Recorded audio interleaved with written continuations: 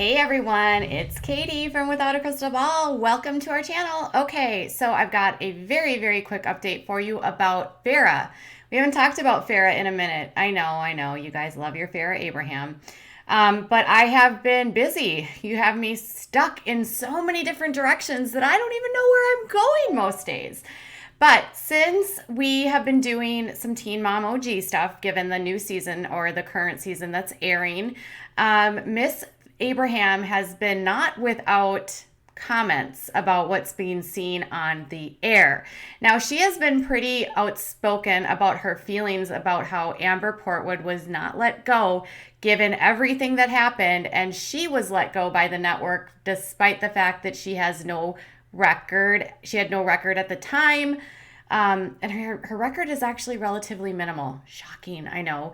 She was, the biggest reason was why? Because of her difficultness with crew and her involvement in the adult industry. Okay, so she has been very outspoken about how the ratings for the show have pretty much tanked since she left. And she's not lying, you guys. She's not lying. Now, there's a lot of factors that come into play here for ratings.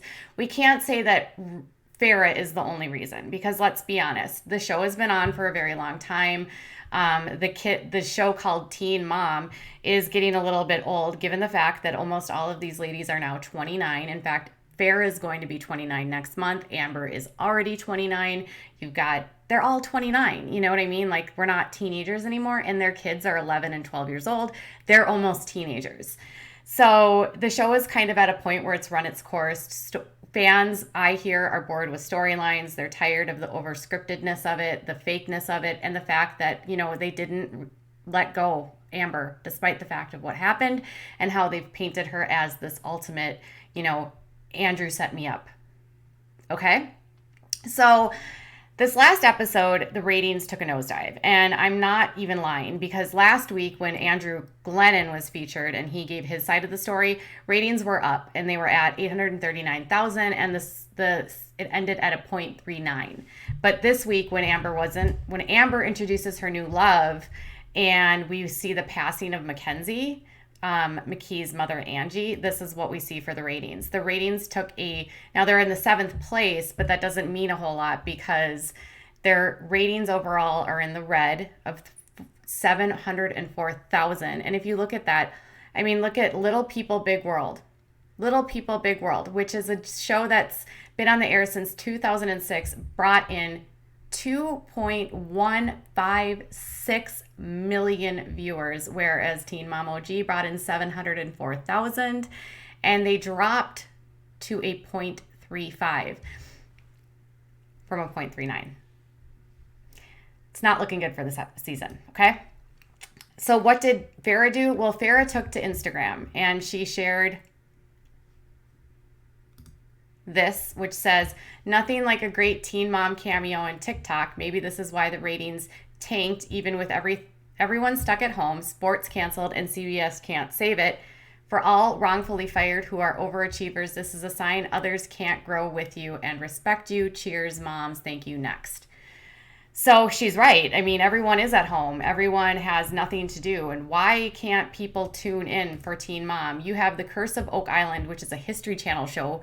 Vanderpump Rules, Deadliest Catch, Little People, Big World, and Deadliest Catch.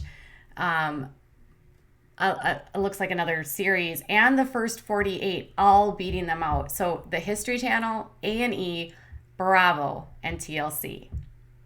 With MTV coming in a very backward 7th. Look at The Curse of Oak Island.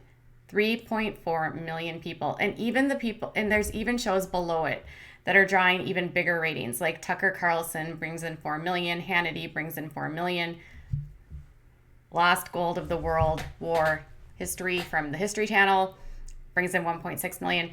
And the reason why Teen Mom typically finishes in the top 10 is because they get the coveted good ratings for 18 to 34, 12 to 34 age range. It's demographics. It's all about the demographics. That's all advertisers care about. Okay. So here is a quick snapshot of what she had to.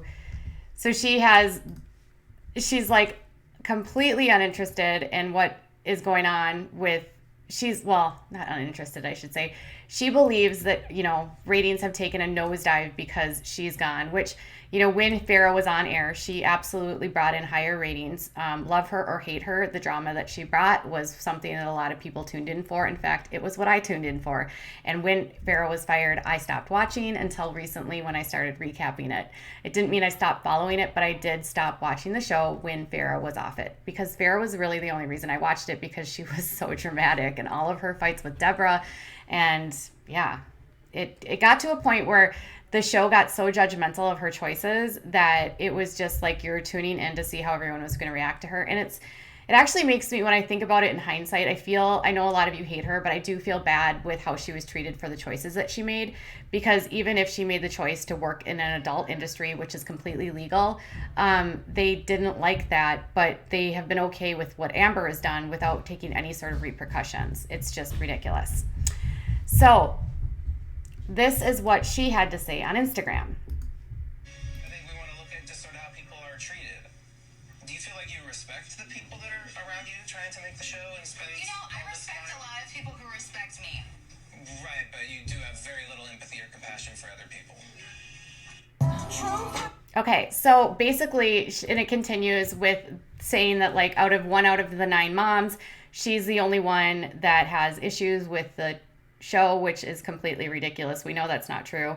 We know that filming was next to impossible with Janelle Evans. We also know that Amber's filming she's notorious for canceling or not showing up or being difficult. And so even their excuses of, she's not being kind to the crew.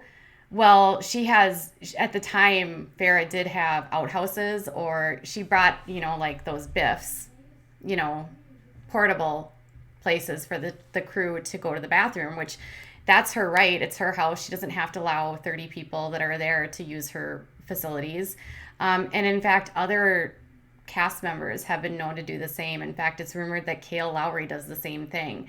So it's pretty hypocritical, in my opinion, that you get rid of her for that. But to me, it all came down to not how she was treating people, but the fact that she was involved in that industry, and Macy didn't want anything to do with it, and they needed Macy to be their success story. Now, truthfully, who is the most successful out of all of them? Well, they know from statistically that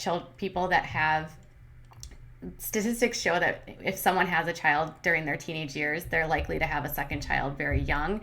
And all of them have had children young, again, after having one, and Farrah is the only one that has not.